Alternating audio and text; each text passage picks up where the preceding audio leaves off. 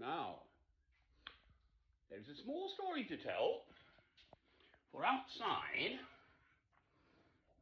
we have. Right, but there, just there, squirrels. Oh, gee, where are my nuts? Now, the thing is, you see,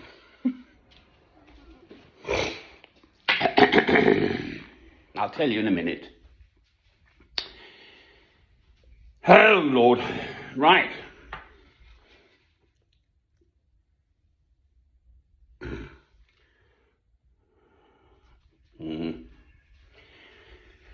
Oh, we're getting there.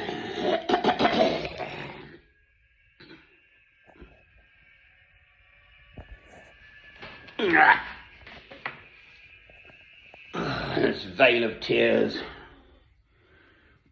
I don't know if anyone knows Kate Adie.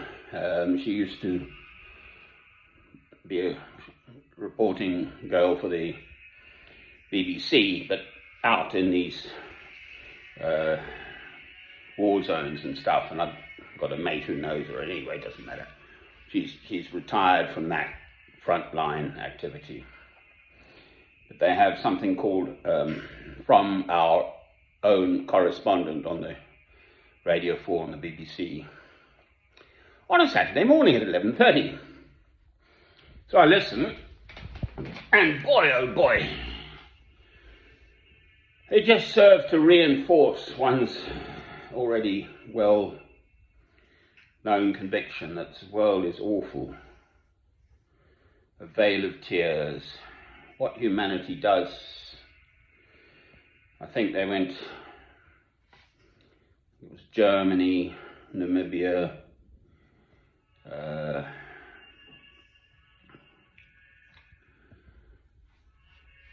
Yerevan, which is Nagorno-Karabakh and all of that, fighting and, oh, I don't know.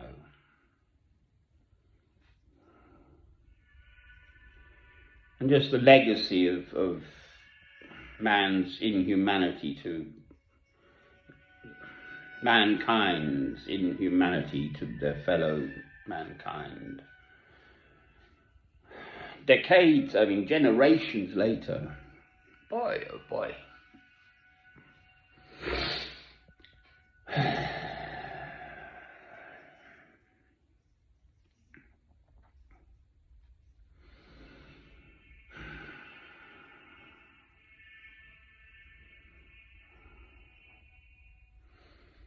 Armenia, the capital of Yerevan. I've been there to Yerevan.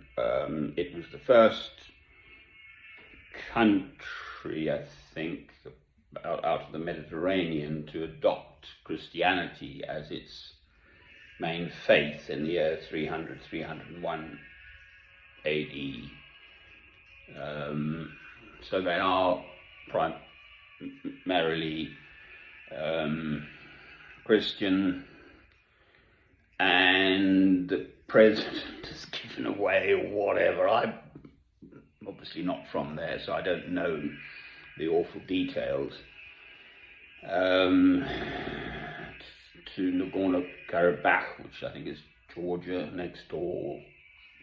And there's the big bear, Russia, kind of sitting over all of this. It's sort of in the central bit between Russia and, I think, the Black Sea, and it's Mount Ararat, Turkey, where the Noah's Ark parked up after the flood. Mount Ararat, I think that's physically in Turkey now, but it's on the borders with Armenia, I think.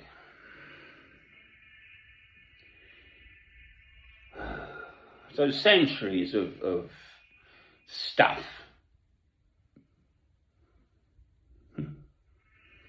I mean, we've got a bit of stuff here in England. I'm in England still. This is the same old room in Hertfordshire, Hinterland, where hurricanes hardly ever happen.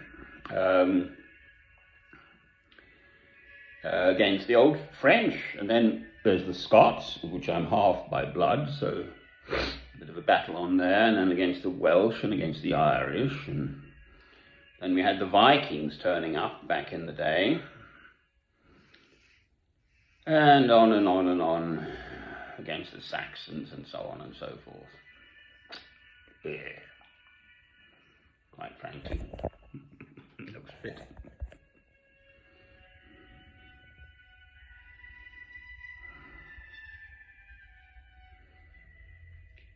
My theme is just love. That's it. Love is the answer to everything. And it is not a wishy-washy love. If you read your Gospels, Matthew, Mark, Luke, and John, this love that Christ speaks of is not a sort of flower power type, the sort of 60s in England here, psychedelic, this and that love, at all. Love is ultimately the answer, that's it.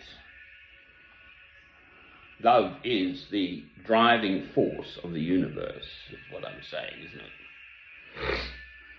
First of all, God's love for us, human beings in general, mankind, and then our love for God. That's what I'm saying, isn't it?